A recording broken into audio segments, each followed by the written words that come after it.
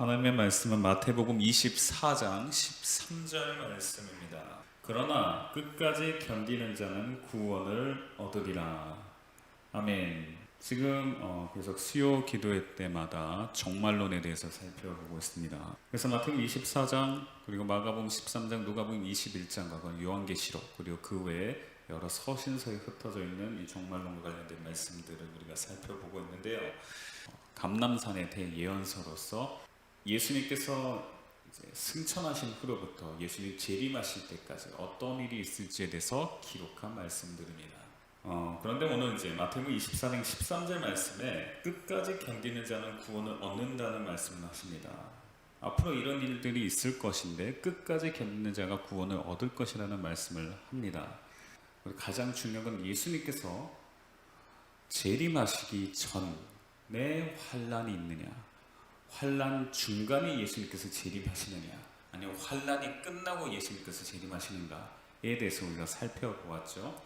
마태복음 24장 29절에서 31절 말씀은 예수님께서 재림하시는 장면인데 거기에서 환난 전인지 환난 중간에 재림하시는지 환난 후에 재림하시는지 명확하게 나타납니다. 자, 마태복음 24장 29절에서 31절 말씀을 읽겠습니다.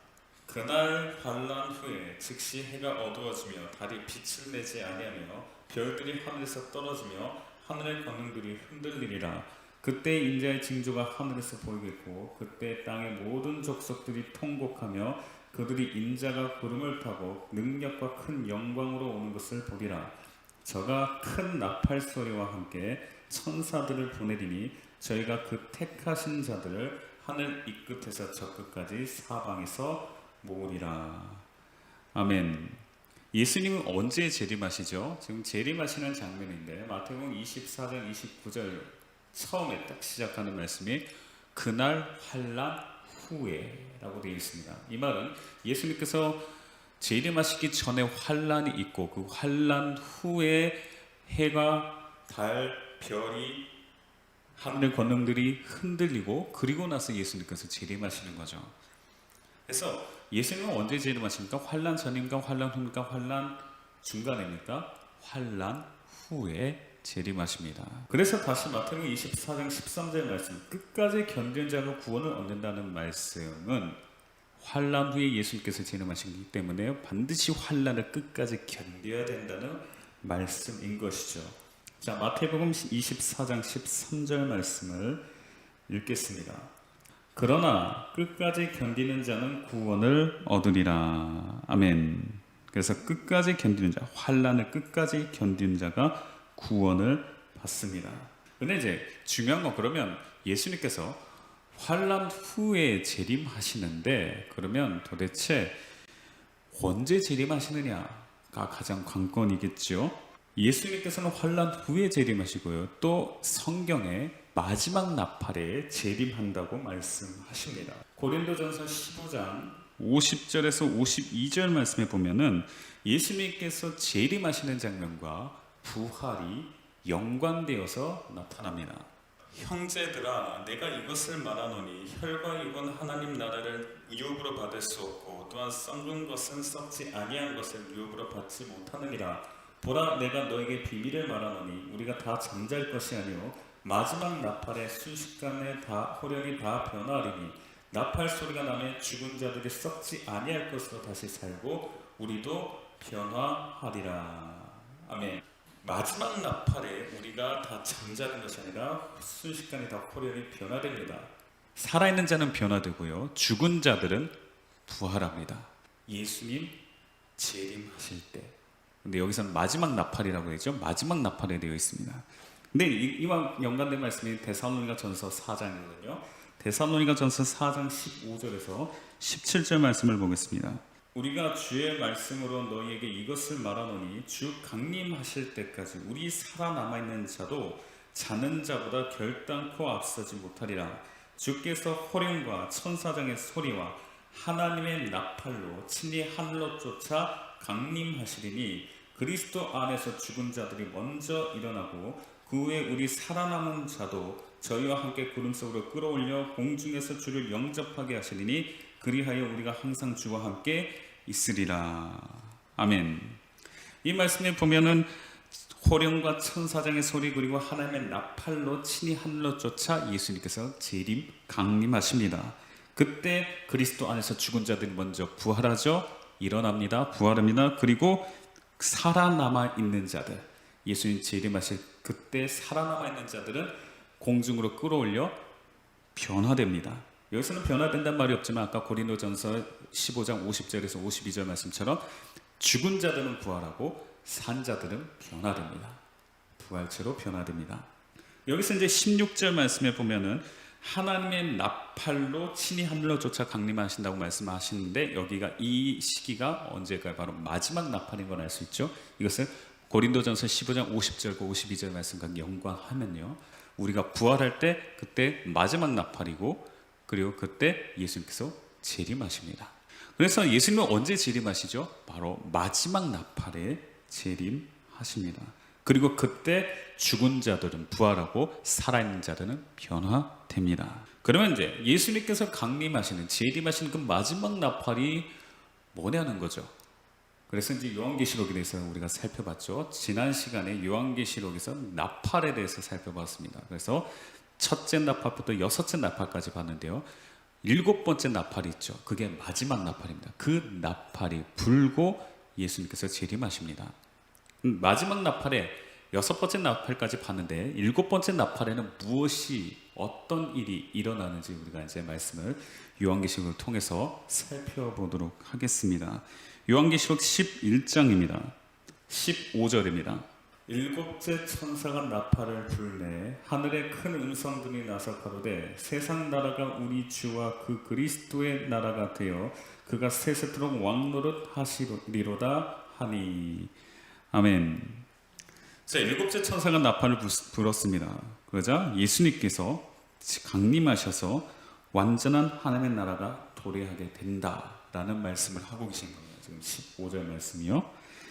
앞서 우리가 고린도전서 15장을 봤죠. 그리고 데살로니가전서 4장을 봤는데 거기에서 마지막 나팔에 주님께서 하늘로 쫓아 강림한다고 말씀하셨습니다. 그럼 마지막 나팔, 일곱째 천사가 나팔을 분 후에 우리 주 예수 그리스도께서 하늘로부터 강림하시는 장면이 나타나야 되겠죠. 우리가 그걸 살펴보기 전에 먼저 예수님께서 강림하실 때, 주께서 강림하실 때의 모습을 복음서에서 하나하나씩 살펴보겠습니다. 자, 마태복음 24장 30절을 볼까요?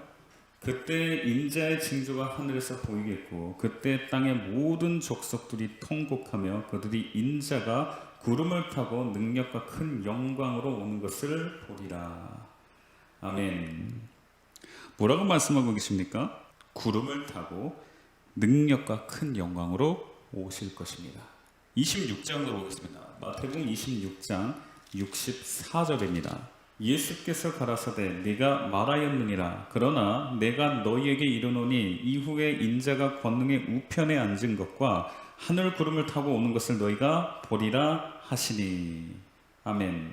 구름 타고 오신다고 이렇게 말씀하고 계시죠.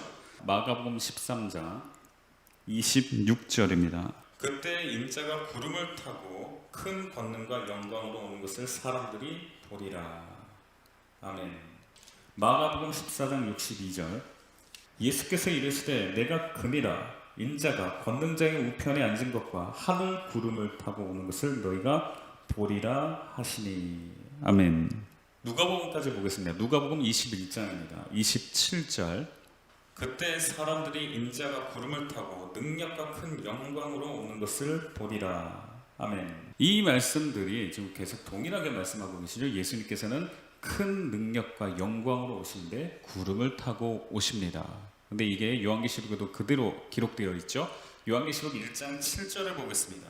볼지어다 구름을 타고 오시리라. 각인의 눈이 그를 보겠고 그를 찌른 자들도 볼 터이요 땅에 있는 모든 족속이 그를 인하여 애곡하리니 그러하리라. 아멘. 이처럼 세상 끝에 다시 오실 예수님은 구름을 타고 능력과 큰 영광으로 오실 것입니다. 이를 염두에 두고요, 일곱 번째 천사가 나팔을 분 후, 그러니까 요한계시록 12장 15절 말씀이죠. 그 후에 우리 주 예수님께서 구름을 타고 강림하시는 장면을 찾아보면 되겠죠. 요한계시록 14장 14절에서 16절입니다. 또 내가 보니 흰 구름이 있고 구름 위에 사람의 아들과 같은 이가 앉았는데 그 머리에는 금 면류관이 있고 그 손에는 이한 낫을 가졌더라. 또 다른 천사가 성전으로부터 나와 구름 위에 앉은 이를 향하여 큰 음성으로 외쳐 가로되 내 낫을 휘둘러 거두라. 거둘 때가 이르러 땅의 곡식이 다 익었음이로다 하니 구름 위에 앉으신 이가 낫을 땅에 휘두르매 곡식이 거두어지니라. 아멘. 14절부터 16절 말씀에 흰 구름이 있죠. 흰 구름이 있죠. 그 위에 머리에 금면류관을 쓰고 손에 이한 낫을 가진 사람의 아들과 같은 이가 인자가 구름 위에 앉아서 낫을 땅에 휘둘러서 곡식을 거둔다고 말씀합니다. 이걸 뭘로 의미하느냐? 마태복음 13장에 나와 있는 밭의 가라지 비유를 우리가 한번 보겠습니다. 자, 마태복음 13장 24절에서 30절입니다. 예수께서 그들 앞에 또 비유를 베풀어 가라사대 천국은 좋은 씨를 제밭에 뿌린 사람과 같으니 사람들이 잘 때 그 원수가 와서 곡식 가운데 가라지를 더 뿌리고 갔더니 싹이 나고 결실할 때 가라지도 보이거늘 집 주인의 종들이 와서 말하되 주여 밭에 좋은 씨를 심지 아니하나이까? 그러면 가라지가 어디서 생겼나이까? 주인이 가로되 원수가 이렇게 하였구나. 종들이 말하되 그러면 우리가 가서 이것을 뽑기를 원하시나이까? 주인이 가로되 가만두어라. 가라지를 뽑다가 곡식까지 뽑을까 염려하노라. 둘 다 추수 때까지 함께 자라게 두어라. 추수 때 내가 추수꾼들에게 말하기를 가라지는 먼저 거두어 불사르게 단으로 묶고 곡식은 모아 내 곡간에 넣으라 하리라. 아멘. 주인이요 추수 때까지 곡식 가운데 가라지가 지금 자라고 있어요. 그걸 알고 있습니다. 그런데 지금 뽑지 않고요, 둘 다 추수 때까지 함께 자라게 두라고 합니다. 그리고 추수 때가 되면 그때 추수꾼들에게 말해서 가라지는 먼저 걷어서 불사르게 단으로 묶고 곡식은 모아 내 곡간에 넣을 것이다 라고 이렇게 말씀합니다. 여기서 추수 때가 뭘 말하죠? 추수건 뭘까요? 자, 39절을 보겠습니다. 가라지를 심은 원수는 마귀요 추수 때는 세상 끝이요 추수꾼은 천사들이니. 아멘. 추수 때가 언제입니까? 세상 끝. 그리고 추수꾼은 누구입니까? 천사들입니다. 즉 예수 그리스도께서 세상 끝에 강림하셔서 그 천사들을 보내서 곡식은 모아서 곡간에 드리고요, 가라지는 꺼지지 않는 배 던져서 불사르신다는 것입니다. 세례요한도 이와 동일한 말씀을 했죠. 예수님에 대해서요. 자, 마태복음 3장을 보겠습니다. 마태복음 3장에 보면 세례요한의 설교가 나오는데 11절과 12절에 예수님과 관련한 말씀을 전합니다. 마태복음 3장 11절에서 12절입니다. 나는 너희로 회개케 하기 위하여 물로 세례를 주거니와 내 뒤에 오시는 이는 나보다 능력이 많으시니 나는 그의 신을 들기도 감당치 못하겠노라. 그는 성령과 불로 너희에게 세례를 주실 것이요 손에 키를 들고 자기의 타작마당을 정하게 하사 알곡은 모아 곡간에 들이고 쭉정이는 꺼지지 않는 불에 태우시리라. 아멘. 2000년 전에 오신 예수님은, 그러니까 초림하신 예수님은 우리에게 성령으로 세례 주기 위해 오셨습니다. 여기 예수님은 불과 성령으로 세례 주신다고 말씀하고 계시죠. 성령으로 세례 주기 위해서 2000년 전에 예수님께서 오셨습니다. 그런데 이제 재림하실 예수님, 앞으로 오실 예수님은 불로 세례 주기 위해서, 즉 12절 말씀처럼 알곡은 모아 곡간에 들이고 쭉정이는 꺼지지 않는 불에 던져 불사르기 위해서, 심판하기 위해서 오신다는 것입니다. 다시 요한계시록 14절 이후의 말씀을 보겠습니다. 그러면 이 장면이 뭘 의미하는지 우리가 쉽게 이해할 수 있죠. 또 내가 보니 흰 구름이 있고 구름 위에 사람의 아들과 같은 이가 앉았는데 그 머리에는 금 면류관이 있고 그 손에는 이한 낫을 가졌더라. 또 다른 천사가 성전으로부터 나와 구름 위에 앉은 이를 향하여 큰 음성으로 외쳐 가로되 내 낫을 휘둘러 거두라. 거둘 때가 이르러 땅의 곡식이 다 익었음이로다 하니 구름 위에 앉으신 이가 낫을 땅에 휘두르매 곡식이 거두어지니라. 아멘.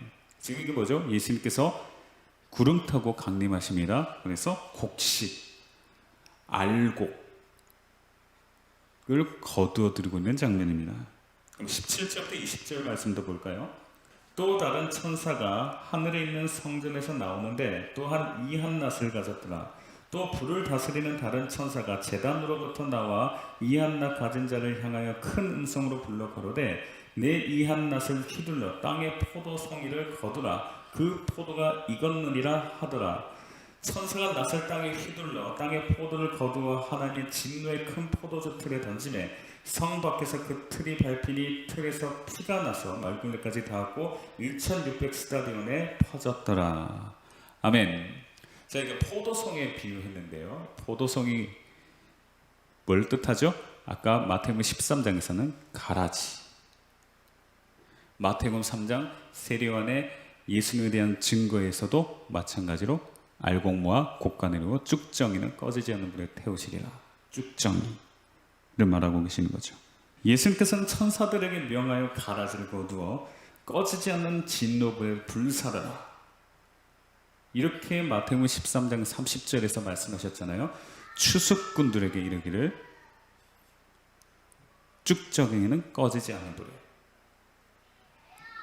불사르라고 하셨죠. 그래서 예수님께서 말씀하신 대로 강림하시면서 천사들에게 명해서 포도송을 거두어서 하나님의 진노의 큰 포도주 틀에 던져 넣으신다는 것입니다. 이처럼 좀 정리를 해볼게요. 요한계시록 11장 15절에서 7번째 나팔을 부릅니다. 천사가 나팔을 붑니다. 그리고 요한계시록 14장 14절 이후에 예수 그리스도께서 구름을 타고 강림하시면서 곡식은 거두어들이시고 가라지, 포도송이, 쭉정이는 진노의 포도주 틀에 던져 넣으시는 장면이 나오죠. 그런데 앞에서 우리가 봤듯이 복음서에서 예수 그리스도의 강림하심, 재림하심이 언제라고 말씀하셨습니까? 환난 후라고 말씀하셨습니다. 그리고 고린도전서 15장, 데살로니가전서 4장에 보면 마지막 나팔에 주님께서 강림하신다고 하셨습니다. 그러면 사건이 일어나는 순서로 우리가 생각해 봤을 때요, 요한계시록에서 7번째 천사가 나팔을 불죠. 그리고 예수님께서 재림하시기 전에 반드시 뭐가 있어야 됩니까? 환난이 있어야 되죠. 7번째 나팔을 불고 예수님 재림하시기 전에 그 중간에 환난이 있어야 되죠. 예수님 7번째 나팔 불고 그리고 환난이 있고 그리고 예수님께서 재림하셔야 되죠. 그러니까 중간에 환난이 있어야 된다는 겁니다. 그럼 그 환난이 뭘까요? 요한계시록 11장 15절에서 마지막 나팔, 요한계시록 14장 14절에서 16절 예수님께서 재림하셔서 알곡을 모아드리는 것, 쭉정을 꺼지지 않는 불에 태우시는 장면, 그 중간에 환난이 나옵니다. 먼저 요한계시록 12장 7절부터 9절을 보겠습니다. 7번째 천사가 나팔을 분 후에 어떤 일이 일어나느냐? 하늘에서 전쟁이 일어납니다. 하늘에 전쟁이 있으니 미가엘과 그 사자들이 용으로 더불어 싸울세 용과 그 사자들도 싸우나 이기지 못하여 다시 하늘에서 저희에 있을 것을 얻지 못한지라. 큰 용이 내어 쫓기니 옛뱀 곧 마귀라고도 하고 사단이라고도 하는 온 천하를 꿰는 자라. 땅으로 내어 쫓기니 그의 사자들도 저와 함께 내어 쫓기니라. 아멘. 전쟁이 있다고 말하죠. 미가엘과 그 사자들이 공중 권세를 잡고 있던 용, 사탄, 마귀와 그 사자들, 귀신들로 더불어 싸우는 전쟁입니다. 이 전쟁에서 미가엘과 그 사자들이 승리하죠. 그리고 마귀라고도 하고 사단이라고 하는 이 용과 그의 사자들은 패해서 하늘에서 자신이 있을 곳을 얻지 못하고 땅으로 내어 쫓깁니다. 12절을 다시 읽겠습니다. 12절을 읽겠습니다. 그러므로 하늘과 그 가운데 거하는 자들은 즐거워하라. 그러나 땅과 바다는 화있을진저 이는 마귀가 자기 때가 얼마 못된 줄을 알므로 크게 분내어 너희에게 내려갔습니다 하더라. 아멘. 미가엘과의 전쟁에서 패했습니다. 마귀가, 사탄이, 용이. 그래가지고 자기 때가, 즉 자기 때가 뭐죠? 마귀와 그 사자들은 지옥 판결을 받기로 이미 결정된 자들이죠. 한번 볼까요? 마태복음 25장 41절입니다. 그래서 자기 때가 얼마 못 된 줄을 안다는 얘기는 이제 자기가 지옥 들어갈 일 얼마 남지 않았다는 걸 아는 거예요. 또 왼편에 있는 자들에게 이르시되 저주를 받은 자들아 나를 떠나 마귀와 그 사자들을 위하여 예비된 영영한 불에 들어가라. 아멘. 마귀와 그 사자들을 위하여 예비된 영영한 불, 지옥이죠. 원래 지옥은 어떤 곳이냐면 마귀와 그 사자들을 집어넣기로 결정한 곳입니다. 마귀는 이미 지옥 판결을 받았어요. 그래서 지옥 들어갑니다. 근데 때가 있죠. 마귀가 지옥 들어가는 때가 있죠. 자기 때가 얼마 못 됐다. 이제 내가 지옥 들어갈 날이 얼마 남지 않았다는 것을 알고 크게 분내어서 땅으로 내려갔다는 말입니다. 그래서 이 땅으로 내어쫓긴 용, 마귀, 사탄이 뭘 할까요? 무슨 일을 할까요? 이게 지금 요한계시록 13장에서 나오기 시작합니다. 요한계시록 13장을 보겠습니다. 1절에서 4절입니다. 내가 보니 바다에서 한 짐승이 나오는데 뿔이 10이요 머리가 7이라. 그 뿔에는 10면류관이 있고 그 머리들에는 참남된 이름들이 있더라. 내가 본 짐승은 표범과 비슷하고 그 발은 곰의 발 같고 그 입은 사자의 입 같은데 용이 자기 능력과 보좌와 큰 권세를 그에게 주었더라. 그의 머리 하나가 상하여 죽게 된 것 같더니 그 죽게 되었던 상처가 나오며 온 땅의 이상히 여겨 짐승을 따르고 용이 짐승에게 권세를 주므로 용에게 경배하며 짐승에게 경배하여 가로되 누가 이 짐승과 같으뇨 누가 능히 이로 더불어 싸우리요 하더라. 아멘. 자, 땅으로 내어쫓겼죠. 미갈과의 전쟁에서 패한 이 마귀와 그 사자들이 땅으로 내어쫓겼는데 뿔이 10이요 머리가 7인 바다에서 나온 짐승에게 자기의 능력과 보좌와 큰 권세를 줍니다. 그리고 이 짐승이 머리 하나가 죽게 되던 상처를 입었는데 그 상처를 낫게 됐고 그걸 본 온 땅이 그 일을 이상히 여기서 그 짐승을 따르게 됩니다. 5절부터 8절을 읽어보겠습니다. 또 짐승이 큰 말과 참남된 말 하는 입을 받고 또 42달 일할 권세를 받으니라. 짐승이 입을 벌려 하나님을 향하여 회방하되 그의 이름과 그의 장막 곧 하늘에 거하는 자들을 회방하더라. 또 권세를 받아 성도들과 싸워 이기게 되고 각 족속과 백성과 방언과 나라를 다스리는 권세를 받으니 죽임을 당한 어린 양의 생명책의 창세 이후로 농명되지 못하고 이 땅에 사는 자들은 다 짐승에게 경배하리라. 아멘. 용에게 권세를 받았어요. 이 짐승이. 이 짐승에 대해서 이제 나중에 뭔지 알 겁니다. 그 후반부에 13장 후반부에 나올 텐데요. 이 짐승에게 권세를 줬습니다. 용이 권세를 줘서 42달 3년 반이죠. 3년 반 동안 전 세계 모든 민족을 다스릴 수 있게 합니다. 그리고 뿐만 아니라 하나님을 회방하죠. 그리고 성도들과 더불어 싸우죠. 근데 이 싸움에서 누가 이깁니까? 성도가 이깁니까? 아니면 이 짐승이 이깁니까? 용에게 권세를 받은 짐승이 이깁니까? 짐승이 이깁니다. 7절과 8절을 다시 읽겠습니다. 또 권세를 받아 성도들과 싸워 이기게 되고 각 족속과 백성과 방언과 나라를 다스리는 권세를 받으니 죽임을 당한 어린이의 생명책의 창세이므로 농명되지 못하고 이 땅에 사는 자들은 다 짐승에게 경배하리라. 아멘. 성도들이 이기는 게 아니라 누가 이깁니까? 이 짐승이 이깁니다. 짐승이 성도들과 싸워서 이기게 됩니다. 지금 마귀는 공중 권세를 잡고 있습니다. 그리고 미혹의 영으로 활동하고 있습니다. 미혹하고 있어요. 지금은 미혹하고 있어요. 근데 미갈과의 전쟁에서 패하고 땅으로 내려온 이후로부터는 직접 능력을 행하고 짐승에게 그 권능을 주게 됩니다. 그래서 지금 눈에 보이지 않는 마귀와 싸워 이기기 위해서는 우리가 말씀에 순종하고 기도함으로 항상 깨어 있어야 합니다. 마귀는 지금 이 시대에는 우리를 미혹하는 존재거든요. 그러나 마귀가 미갈과 전쟁에서 패하고 나서 7번째 나팔 불 때입니다. 7번째 나팔을 불고 나서 패하고 나서 이 땅으로 내려온 후로부터는 마귀가 즉 용이 직접 짐승에게 능력을 주고 짐승이 성도들과 싸워서 이기게 되며 성도들을 핍박하게 된다는 것입니다. 그때부터는 눈에 보이는 짐승과의 싸움에서 이겨야 됩니다. 이때가 되면 7번째 나팔을 불 때가 되면 이때는 짐승을 통해서 엄청난 권능을 주고 우리를 예수 믿는 사람들을 성도들을 핍박합니다. 그리고 성도들을 죽일 수 있는 권세가 있게 됩니다. 9절과 10절입니다. 누구든지 귀가 있거든 들을지어다. 사로잡는 자는 사로잡힐 것이요 칼로 죽이는 자는 자기도 마땅히 칼에 죽으리니 성도들의 인내와 믿음이 여기 있느니라. 아멘. 아까도 말씀드렸죠. 용에게 권세를 받았습니다. 이 짐승이 3년 반 동안 전 세계를 다스립니다. 그리고 성도들과 싸워 이길 것입니다. 그러면 성도들의 인내와 믿음이 여기서 요구되는 거죠. 죽일 수 있어요. 우리를 좌지우지할 수 있어요. 그 가운데서 그 환난을 끝까지 견뎌야 된다는 것입니다.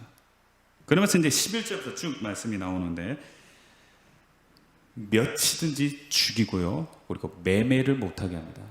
이 짐승이 성도들과 싸워 이겼죠. 그래서 전 세계를 다스리죠. 그래서 하는 일이 뭐라고요? 성도들 얼마든지 다 죽일 수 있고요. 그리고 매매, 경제 활동을 전혀 못하게 합니다. 자, 11절에서 15절을 읽겠습니다. 내가 봄에 또 다른 짐승이 땅에서 올라오니 새끼 양같이 두 뿔이 있고 용처럼 말하더라. 저가 먼저 나온 짐승의 모든 권세를 그 앞에서 행하고 땅과 땅에 거하는 자들로 처음 짐승에게 경배하게 하니 곧 죽게 되었던 상처가 나은 자니라.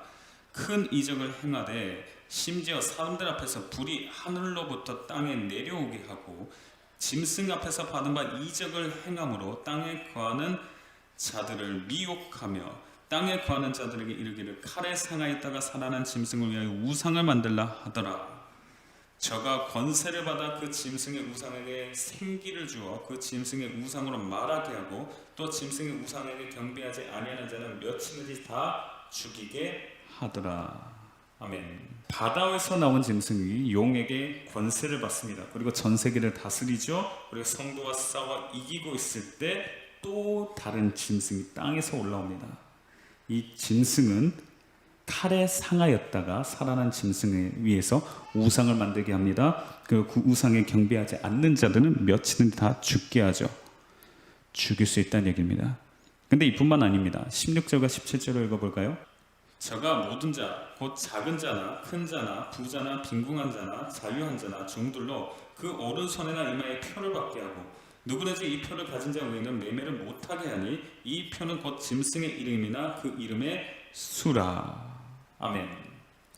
아까 첫 번째 나온 짐승은 바다에서 나왔습니다. 근데 두 번째 나온 이 짐승은 전 세계 모든 사람들로 하여금 그 오른손이나 이마에 짐승의 이름이나 그 이름의 수로 된 표를 받게 합니다. 그리고 그 표를 가진 자 외에는 절대 매매, 경제 활동을 못하게 합니다. 그래서 이때는요, 표를 받지 않는 생필품은 물론이고 먹을 양식, 마실 물도 구하지 못하게 됩니다. 저번 주에 첫째 나팔부터 여섯째 나팔까지 봤어요. 보니까 엄청난 재앙이 나타나죠. 엄청난 재앙이 나타나는데 바다의 3분의 1, 바다에 있는 생물의 3분의 1, 그리고 모든 수목의 3분의 1이 다 사위입니다.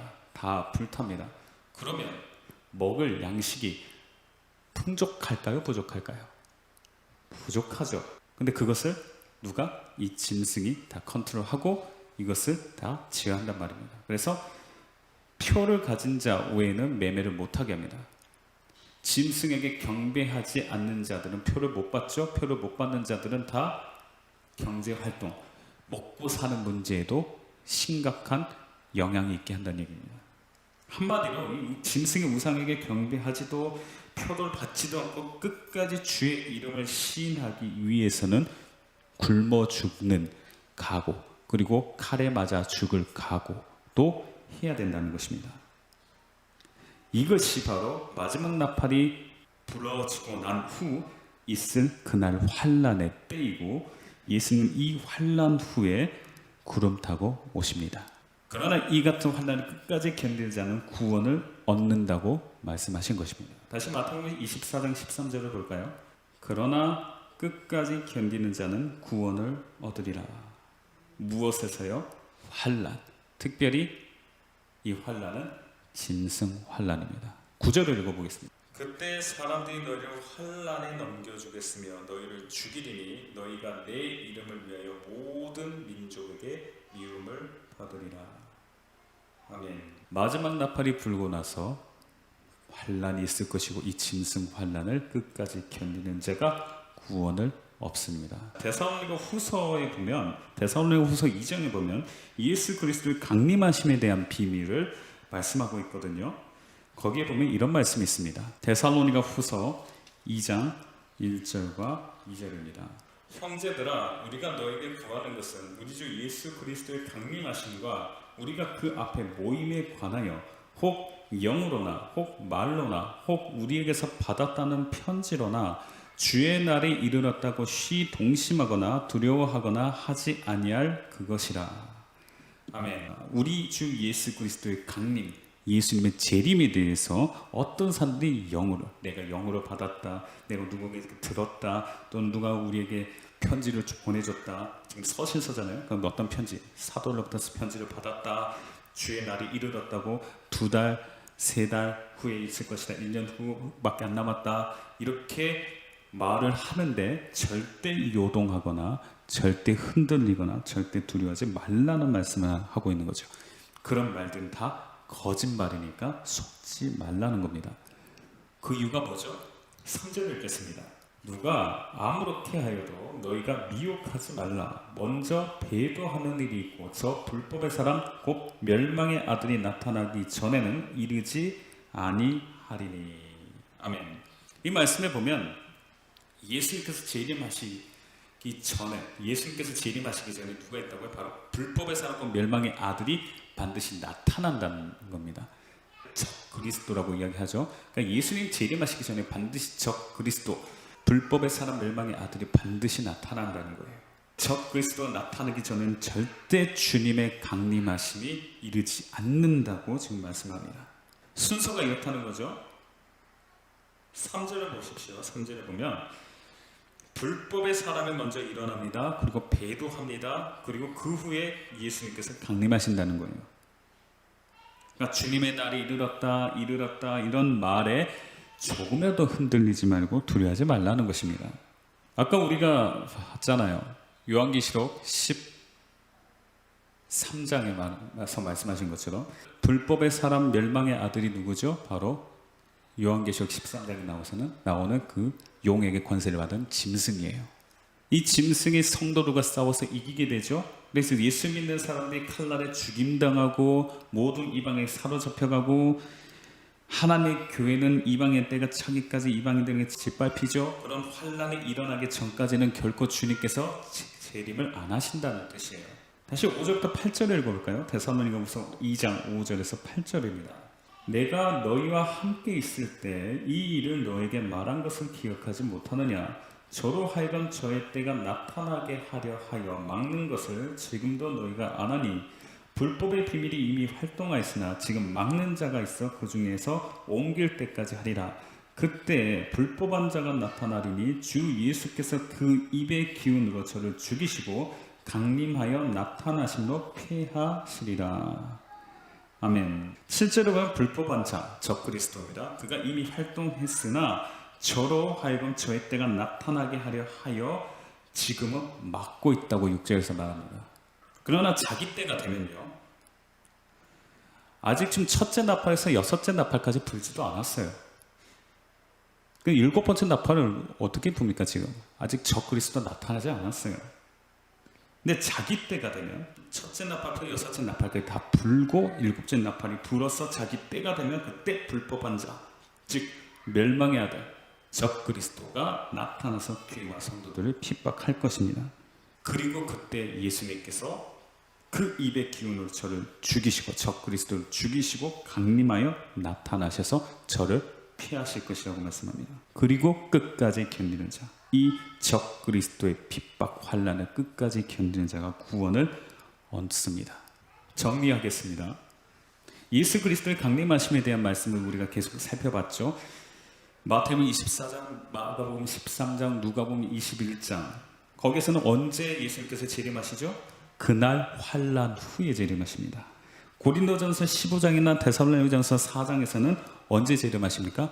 나팔이 불 때, 천사장의 나팔 소리, 그때 마지막 나팔이라고 되어 있죠. 데살로니가후서 2장, 우리가 본 말씀, 방금 본 말씀에서는 언제 예수님께서 강림하십니까? 불법의 사람 멸망의 아들이 나타나기 전까지, 적 그리스도가 나타나기 전까지 예수님께서 재림하지 않으십니다. 즉 예수님은 적 그리스도, 멸망의 아들, 불법의 사람이 나타난 후에 재림하십니다. 아까 요한계시록 11장 15절부터 요한계시록 14장 14절까지 봤죠? 거기에서는 언제 재림하십니까? 7번째 나팔을 불고 환란이 있고 짐승 환란이 있고 그 후에 예수 그리스도께서 재림하십니다. 7번째 천사가 마지막 나팔을 불고 주님께서 강림하시기 전에 반드시 불법의 사람, 멸망의 아들이 나타납니다. 그러니까 7번째 나팔을 불고 바로 예수님께서 재림하시는 게 아니고 7번째 나팔을 불고 적 그리스도, 불법의 사람, 멸망의 아들이 나타나고 그들이 우리에게 환란, 짐승 환란을 주고 나서, 짐승이 환란을 주고 나서 그 다음에 그리스도께서 재림하셔서 그들을 그 입의 기운으로 폐하시고 그리고 재림하십니다. 그러니까 지금 이 멸망의 아들, 불법의 사람, 이 적 그리스도가 누구죠? 바로 요한계시록 13장에 나오는 짐승인 거예요. 그리고 용에게 권세를 받은 이 짐승은요, 예수 믿는 사람을 며칠이든지 다 죽입니다. 어느 정도냐? 그냥 죽이는 게 아니라요, 죽이도록 밀고하게 해요. 내 부모나 내 형제나 내 친척, 내 친구가 예수 믿는 우리 성도를 죽는데 내어주게 됩니다. 누가복음 21장을 보겠습니다. 마태, 마가, 누가 다 기록되어 있는데 누가복음 21장만 보겠습니다. 16절에서 19절입니다. 심지어 부모와 형제와 친척과 벗이 너희를 넘겨주어 너희 중에 며칠 죽이게 하겠고 또 너희가 내 이름을 인하여 모든 사람에게 미움을 받을 것이나 너희의 머리털 하나도 상치 아니하리라. 너희의 인내로 너희 영혼을 얻으리라. 아멘. 19절 말씀, 너희의 인내로 너희 영혼을 얻으리라. 환난을 끝까지 견디는 자가 구원을 얻는다는 말씀과 똑같습니다. 끝까지 견디는 자가 구원을 얻는다라는 말씀과 동일합니다. 16절에 보니까 심지어 부모, 형제, 친척, 벗이 너희, 예수 믿는 너희를 넘겨준다. 죽는데 넘겨준다는 거죠.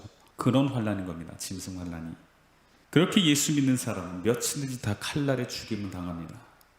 언제라고요? 그때가 바로 7번째 나팔을 불 때. 그때 예수 믿는 사람들은 다 칼날에 죽임 당합니다. 이방으로 사로잡혀 갑니다. 그리고 하나님의 교회는 42달, 3년 반 동안 이방들에게 밟힙니다. 그리고 이런 환란이 있은 후에 예수님께서 구름 타고 큰 능력과 큰 영광으로 재림하십니다. 그럼 우리가 그날에 주와 함께 그 영광에 참여하려면 어떻게 해야 되겠습니까? 그날 환란을 끝까지 견뎌야 되죠. 그러니까 우리가 환란 전이라고 많은 사람들이 생각하는데요, 환란 전에 예수님 재림하시지 않습니다. 환란 후에 재림하시고, 그렇기 때문에 환란 후에 재림하시기 때문에 환란을 끝까지 견디는 자가 구원을 받는 거죠. 만약 환란 전에 재림하시면 끝까지 견디는 자는 구원을 얻으리라, 이 말씀을 왜 하십니까? 하실 이유가 없죠. 근데 성경 어느 곳에도 환란 전에 예수님께서 재림하신다는 말씀이 없어요. 마태복음 10장 22절을 볼까요? 21절부터 22절을 읽어볼까요? 장차 형제가 형제를, 아비가 자식을 죽는데 내어주며 자식들이 부모를 대적하여 죽게 하리라. 또 너희가 내 이름을 인하여 모든 사람에게 미움을 받을 것이나 나중까지 견디는 자는 구원을 얻으리라. 나중까지 견디는 자는 구원을 얻습니다. 형제가 형제를, 아비가 자식을 죽는데 내어줍니다. 생사 여탈권이 그 짐승에게 있기 때문에 너희 가족 중에 혹시 예수 믿는 사람 한 명이라고 했으면 너희 가족 전부 다 몰살시킬 거다라고 할 거고, 그러면 밀고 안 할 수가 없죠. 네 친구 중에 혹시, 네 친구 중에, 네 친척 중에 혹시 예수 믿는 사람이 있으면 다 가족들 몰살시킬 거다, 이러면 밀고 안 할 수가 없죠. 그걸 끝까지 견디는 자가 구원을 얻습니다. 요한계시록 13장을 볼까요? 10절, 사로잡는 자는 사로잡힐 것이요 칼로 죽이는 자는 자기도 마땅히 칼에 죽으리니 성도들의 인내와 믿음이 여기 있느니라. 아멘. 요한계시록 13장은 짐승 환란, 적 그리스도에 대한 말씀입니다. 성도를 싸워 이기고 성도들의 생사 여탈권을 쥐고 며칠이나 다 죽일 수 있고 매매도 못하게 하는 그런 상황입니다. 그 가운데서 성도들 인내와 믿음이 여기 있답니다. 환난에서 우리의 인내와 믿음이 여실하게 드러날 거예요. 끝까지 견뎌야 구원을 얻습니다. 근데 여기서 또 중요한 건 뭐냐면 환난 날에 끝까지 견뎌야 되죠. 예수 이름 부인하지 말아야 되고 그 우상에게 절하지 말아야 되고요. 그 짐승 우상에 절대 절하지 말아야 되죠. 표를 안 받아야 되죠. 근데 이렇게 주님을 끝까지 시인하고 환난을 끝까지 견디는 게 내 힘으로 가능하냐는 겁니다. 우리 신념이나 우리 의지로 가능할까요? 불가능합니다. 베드로를 한번 생각해 보세요. 베드로가 다른 제자들은 다 예수님 부인할 거지만 나는 절대 부인하지 않는다고 말했어요. 그게 그냥 입에 발린 말이 아니라 진짜 진심을 그렇게 이야기했어요. 자기 의지도 그랬고 신념도 그랬고 정말 나는 죽을지언정 예수님을 절대 부인하지 않겠다고 이야기했어요. 베드로가. 그런데 예수님을 부인하죠. 그것도 하녀 앞에서, 그것도 3번이나 저주하며 부인합니다. 내가 예수 이름을 시인하고 싶다, 내가 예수님에 대한 그 신앙을 지키고 싶다고 내가 신념한다고 해서 그게 되는 게 아니고 주님께서 붙잡아 주셔야 가능해요. 사도 베드로가 그때는 부인했는데 사도행전을 볼까요? 하녀 앞에서 부인했던 베드로가 대제사장들, 관원, 장로들, 서기관들, 정말 무시무시한 사람들 앞에서 예수를 전합니다. 어떻게 그럴 수 있죠? 17절에서 20절입니다. 이것이 민간에 더 퍼지지 못하게 저희를 위협하여 이후에는 그 이름으로 아무 사람에게도 말하지 말게 하자 하고 그들을 불러 경계하여 도무지 예수의 이름으로 말하지도 말고 가르치지도 말라 하니 베드로와 요한이 대답하여 가로되 하나님 앞에서 너희 말을 듣는 것이 하나님 말씀 듣는 것보다 옳은가 판단하라. 우리는 보고 들은 것을 말하지 아니할 수 없다 하니. 아멘. 사도행전 4장 말씀에 보면은 담대하게 전합니다. 2장부터 막 담대하게 전했습니다. 사도 베드로가 담대하게 예수님을 전하고 회개하라고 전했거든요. 예수 그리스도를 전했거든요. 그랬더니 대제사장을 비롯한 장로들, 서기관들, 관원들이 싫어했어요. 그래서 협박합니다. 너 절대 예수 이름 전하지 말라. 그렇게 협박했습니다. 그랬더니 베드로와 요한이 뭐라고 말하죠? 너희 말 듣는 것이 하나님 말씀 듣는 것보다 옳은가 판단해봐라. 우리는 보고 들은 것은 말하지 않을 수 없다라고 이렇게 말합니다. 하늘 앞에서 예수님 부인했던 베드로와 지금 여기서 베드로는 완전히 다르죠. 도대체 이 차이가 어디서 나타난 걸까요? 6절부터 8절까지 읽어볼까요? 대제사장 안나스와 가야바와 요한과 알렉산더와 및 대제사장의 문중이 다 참여하여 사도들 가운데 세우고 묻되 너희가 무슨 권세와 네 이름으로 이 일을 행하였느냐? 이에 베드로가 성령이 충만하여 가로되 백성의 관원들과 장로들아. 아멘. 성령에 충만했다고 말합니다. 성령 받기 전에는 못했어요. 그렇게 하녀가 베드로한테 너도 그 예수 당 아니냐 이렇게 물어보니까 예수님을 저주하면서까지 3번이나 부인했습니다. 그런데 여기서는 예수님을 담대하게 전해요. 성령에 충만해서. 성령 충만은 어떻게 받나요? 31절을 볼까요? 빌기를 다음에 모든 곳이 진동하더니 무리가 다 성령에 충만하여 담대히 하나님의 말씀을 전하니라. 기도해야 성령세를 받고 성령 충만합니다. 왜 기도해야 될까요? 환난 이기기 위해서입니다. 기도해야 환난을 이길 수 있습니다. 마태복음 10장입니다. 우리가 아까 봤던 말씀인데 마태복음 10장 21절에서 22절입니다. 장차 형제가 형제를 아비가 자식을 죽는 데 내어지며 자식들이 부모를 대적하여 죽게 하리라. 또 너희가 내 이름을 인하여 모든 사람에게 미움을 받을 것이나 나중까지 견디는 자는 구원을 얻으리라. 아멘. 그래서 끝까지 견뎌야 구원을 얻습니다. 이 환난, 짐승하나 적 그리스도가 우리를 죽이고 매매도 못하고 하는 그 환난 끝까지 견뎌야 됩니다. 예수 이름을 끝까지 시인해야 됩니다. 죽인다 해도 예수 이름을 시인하고 절대 그 짐승의 우상에게 경배하지 말아야 됩니다. 그런데 그렇게 할 수 있는 힘이 우리에게 있나요? 우리 힘으로는 못해요. 하나님께서, 성령 하나님께서 도와주셔야 합니다. 19절에서 20절을 읽어봅니다. 너희를 넘겨줄 때 어떻게 또는 무엇을 말할까 염려치 말라. 그때 무슨 말할 것을 주시리니 말하는 이는 너희가 아니라 너희 속에서 말씀하시는 자 곧 너희 아버지의 성령이시니라. 아멘. 지금부터 염려할 필요가 없습니다. 그때 뭐 어떻게 말하지? 그때 어떻게 예수 이름을 신하지? 어떻게 하면 됩니까? 성령 충만하면 됩니다. 베드로처럼. 예수님께서 환난 받기 전에, 예수께서 잡히시기 전에 마지막에 겟세마네 동산에서 기도하시죠. 그리고 제자들한테 말씀하시죠. 기도하라. 너희도 기도하여 깨어있으라고 말씀하시잖아요. 근데 깨어있지 못했죠. 피곤해서 깨어있지 못했어요. 그리고 환난에 딱 부딪히자 다 넘어집니다. 다 예수 이름을 부인합니다. 근데 기도하고 성령세를 받고 성령 충만하자, 계속 기도하여 성령 충만받자 예수 이름으로 담대히 전하고 환난과 핍박 속에서 환난을 끝까지 견디죠. 우리가 그런 믿음을 가져야 됩니다. 지금 아직 7번째 나팔까지 안 갔습니다. 아직 첫째 나팔도 안 갔습니다. 지금 6번째 인을 떼는 시기에 있습니다. 그러나 지금 준비해야 됩니다. 멀었다 이렇게 생각하지 마시고 지금부터 준비해야 됩니다. 지금부터 훈련하고 지금부터 준비해야 됩니다. 그런 저와 여러분들이 되시기를, 끝까지 견디는 저와 여러분들이 되시기를 주님의 이름으로 축복합니다. 기도하겠습니다.